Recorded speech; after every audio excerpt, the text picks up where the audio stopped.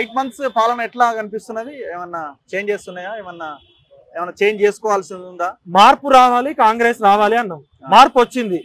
TS బదులు TG వచ్చింది. పాట మ్యూజిక్ అంతకుముందు మా తెలంగాణ అయిన మ్యూజిక్ కొడితే ఇప్పుడు కీరవాణి మ్యూజిక్ కొట్టిండు. అప్పుడు ఆ అమరవీరుల కుటుంబాలని పిలిచి జూన్ 2వ తారీఖు పిలుస్తా అంటే ఆయనకు ఉద్యమకారుల అడ్రస్ దొరకలే. ఆయనేమో అపర భగీరథుడు కాస్త కచరా పాలన చేసి కచరా అనే పేరు తెచ్చుకున్నాడు. మరి రేవంత్ రెడ్డి గారు ప్రజాపక్షం ఉన్నప్పుడు అద్భుతంగా మాట్లాడిండు. రేవంత్ అన్న అని పేరు పెట్టినాం మేము. గతంలో ఆయన రైఫిల్ రెడ్డి, కానీ కేసీఆర్ మీద గట్టి కొట్లాడిండని రైఫిల్ రెడ్డిని రేవంత్ అన్న అంటే నేనున్నా అన్నాడు.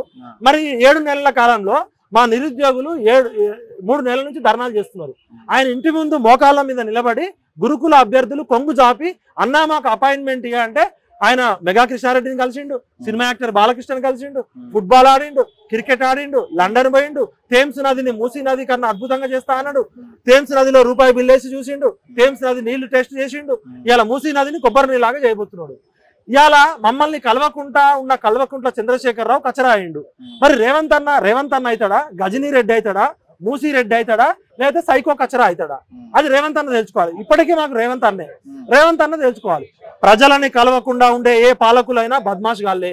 ప్రజలని కలవకుండా ప్రజాస్వామ్యంలో ఉన్న ముఖ్యమంత్రులు కావచ్చు, మంత్రులు కావచ్చు, ఎమ్మెల్యేలు కావచ్చు, మీరు మా జీతగాళ్ళు, మా సేవకులు చేస్తున్నాము, మేము రెస్పాండ్ అవుతున్నాము, కలుస్తున్నాము, ఇప్పుడు ఏది రుణమాఫీ చేస్తున్నాము, రైతు భరోసా ఇవ్వబోతున్నాము, అన్నిటి మీద రివ్యూ చేస్తున్నాము, మాట్లాడే స్వేచ్ఛని ఇస్తున్నాము, ఇవన్నీ మాట్లాడుతున్నారు కదా. ఇప్పుడు అన్నం మెతుకు ఒకటి పట్టుకుంటే సరిపోతుంది. మూసీ నది సుందరీకరణకి, మూసీ నదికి మేకప్ వేసాడు. సుందరీకరణ అంటే మేకప్ వేసాడు. మూసీ నదికి మేకప్ వేయడానికి ఈయన మేకప్ మ్యాన్ టీం అంతా పోయింది కదా లండన్, థేమ్స్ నది. మేనిఫెస్టోలో పెట్టిర్రా మూసీ నదికి నేను 1,50,000 కోట్లు ఖర్చు పెడతా అని. మూసీ నది అనేది కొన్ని వందల సంవత్సరాల నుంచే ఎన్క్రోచ్మెంట్ గురైకుంటూ వచ్చింది.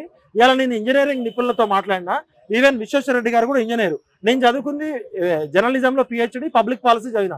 నేను ఇంజనీరింగ్ ఎక్స్పర్ట్ కాదు, ఎన్విరాన్మెంట్ ఎక్స్పర్ట్ కాదు, నదుల మీద ఎక్స్పర్ట్ కాదు.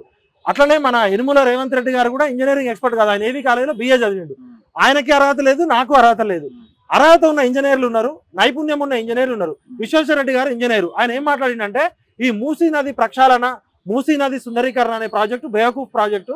ఇది కూడా వైబుల్ కాదు, ఎకనామికల్ గా వైబుల్ కాదు, ఎన్విరాన్మెంటల్ పరంగా వైబుల్ కాదు. ఇంకోటి ఈ ప్రాజెక్టు మీద 1,50,000 కోట్ల ప్రజా డబ్బు ఖర్చు పెట్టడం అనేది దుర్వినియోగం. ఇప్పుడు మీ ప్రయారిటీ ఏంది? ఒకవైపు లంక బిందెలు ఉన్నాయనుకొని వచ్చిర్రు మీరు, పలుగు పార ఈ బిందెలు లంక బిందెలు గుప్త నిధులు తవ్వే టీం అంతా ఎతికితే మీకు లంక బిందెలు దొరకలే, ఖాళీ బిందెలు కనబడ్డాయి. మరి ఖాళీ బిందెలు కనబడ్డ రేవంత్ రెడ్డి ప్రభుత్వానికి 1,50,000 కోట్ల నిధులు ఎవరిస్తున్నారు? రేవంత్ రెడ్డి తన తాతల ఆస్తులు అమ్ముతున్నాడా, లేకపోతే వరల్డ్ బ్యాంక్ ఇస్తుందా, మోడీ ఇస్తుందా, ఏషియన్ డెవలప్మెంట్ బ్యాంక్ ఇస్తుందా, జపాన్ డెవలప్మెంట్ బ్యాంక్ ఇస్తుందా? ఎంత ఇంట్రెస్ట్ రేట్కి ఇస్తుంది? మూసీ నది ప్రక్షాళన ఒకరోజు 50,000 కోట్లు అన్నావు. నిన్న మీ మంత్రి ఆయన జూపల్లి గారు 70,000 కోట్లు అన్నారు. నువ్వు నిన్న 1,50,000 కోట్లు అంటున్నావు. నీకు అవగాహన లేదు, ఆశయం లేదు, అవగాహన లేదనే అవగాహన కూడా లేదు. దయచేసి అన్న, నువ్వు మూసీ నదిలో 1,50,000 కోట్లు పోయేబాకు. మా పుట్టబోయే మనవాళ్ళ మీద కూడా అప్పు చేస్తుండు. ఆల్రెడీ కేసీఆర్ మా పిల్లల మీద అప్పు చేసిండు. కాబట్టి రేవంత్ అన్నగా ఉండాలంటే మూసీ నదిని ముట్టుకుంటే నిన్ను మూసీరెడ్డి పేరు పెట్టే ప్రమాదం ఉంది. ప్రాంతం వాడు మోసం చేస్తే ప్రాంతంలోనే పాత్ర పెడతాం, ప్రాంతేతరుడు మోసం చేస్తే ప్రాంతం నుంచి తరిమి కొడతాం. చంద్రబాబు నాయుడు మాకు ప్రాంతేతరుడు, తరిమి కొడతాం.